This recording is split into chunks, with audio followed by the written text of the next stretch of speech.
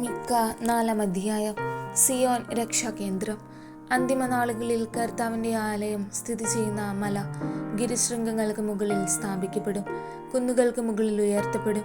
ജനതകൾ അവിടേക്ക് പ്രവഹിക്കും. വരുവിൻ, നമുക്ക് കർത്താവിൻ്റെ ഗിരിയിലേക്ക്, യാക്കോബിൻ്റെ ദൈവത്തിൻ്റെ ഭവനത്തിലേക്ക് പോകാം. അവിടുന്ന് തൻ്റെ മാർഗങ്ങൾ നമ്മെ പഠിപ്പിക്കും. നമുക്ക് അവിടുത്തെ വഴികളിലൂടെ നടക്കാമെന്ന് പറഞ്ഞുകൊണ്ട് അനേകം ജനതകൾ വരും. സിയോനിൽ നിന്ന് നിയമവും ജെറുസലേമിൽ നിന്ന് കർത്താവിൻ്റെ വചനവും പുറപ്പെടും. അവിടുന്ന് അനേകം ജനതകൾക്കിടയിൽ ന്യായം വിധിക്കും.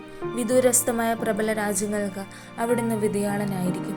അവർ തങ്ങളുടെ വാളുകൾ കൊഴുവായും കുന്തങ്ങൾ വാക്കത്തിയായും രൂപാന്തരപ്പെടുത്തും. ജനത്തിനെതിരെ വാളുയർത്തുകയില്ല. അവർ മേലിൽ യുദ്ധം അഭ്യസിക്കുകയില്ല. അവരോരോരുത്തരും താന്താങ്ങളുടെ മുന്തിരിത്തോപ്പിലും അത്തിമര ചോട്ടിലുമായിരിക്കും. ആരും അവരെ ഭയപ്പെടുത്തുകയില്ല. സൈന്യങ്ങളുടെ കർത്താവ് അരുളി ചെയ്തിരിക്കുന്നു, എല്ലാ ജനതകളും തങ്ങളുടെ ദൈവത്തിൻ്റെ നാമത്തിൽ ചരിക്കുന്നു. നാം നമ്മുടെ ദൈവമായ കർത്താവിൻ്റെ നാമത്തിൽ എന്നെന്നും വ്യാപരിക്കും. കർത്താവ് അരുളി ചെയ്യുന്നു, അന്ന് ഞാൻ മുടന്തരെ ഒരുമിച്ച് കൂട്ടും. ചിതറിക്കപ്പെട്ടവരെയും ഞാൻ പീഡിപ്പിച്ചവരെയും ശേഖരിക്കും. മുടന്തരെ ഞാൻ എൻ്റെ അവശേഷിച്ച ജനമാക്കും, ബഹിഷ്കൃതരെ പ്രബല ജനതയാക്കും. അന്ന് മുതൽ എന്നേക്കും സിയോൻ മലയിൽ കർത്താവ് അവരുടെ മേൽ വാഴും. അജഗണത്തിൻ്റെ ഗോപുരമേ, സിയോൻ പുത്രിയുടെ പർവ്വതമേ, പൂർവ്വകാലത്തെ ആധിപത്യം, ഇസ്രായേൽ പുത്രിയുടെ രാജ്യത്വം നിന്നിലേക്ക് വരും. എന്തേ നീ ഇപ്പോൾ ഉച്ചത്തിൽ കരയുന്നു? നിനക്ക് രാജാവില്ലേ? നിന്റെ ഉപദേഷ്ടാവ് മരിച്ചുപോയോ? ഈറ്റുനോവ് പോലെ കഠിനവേദന നിന്നെ കീഴടക്കിയിരിക്കുന്നത് എന്തുകൊണ്ട്? സിയോൻ പുത്രി, പ്രസവ വേദന അനുഭവിക്കുന്ന സ്ത്രീയെപ്പോലെ നീ വേദനയാൽ പുളയുക.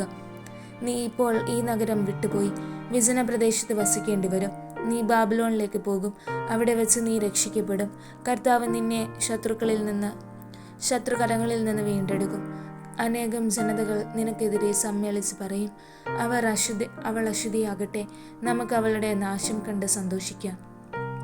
എന്നാൽ കർത്താവിൻ്റെ വിചാരങ്ങൾ അവർ അറിയുന്നില്ല, അവിടുത്തെ ആലോചനകൾ അവർ ഗ്രഹിക്കുന്നില്ല. മെതിക്കളത്തിൽ കറ്റയെന്ന പോലെ അവിടുന്ന് അവരെ ശേഖരിച്ചിരിക്കുന്നു. സിയോൻ പുത്രി, എഴുന്നേറ്റ് മെതിക്കുക. ഞാൻ നിന്റെ കൊമ്പ് ഇരുമ്പും കുളമ്പ് പിച്ചളയുമാകും. അനവധി ജനതകളെ നീ ചിതറിക്കും. അവരിൽ നിന്നെടുത്ത കൊള്ള മുതൽ നീ കർത്താവിന് അർപ്പിക്കും. അവരുടെ സമ്പത്ത് ഭൂമി മുഴുവൻ്റെയും കർത്താവിന് നീ കാഴ്ചവെക്കും.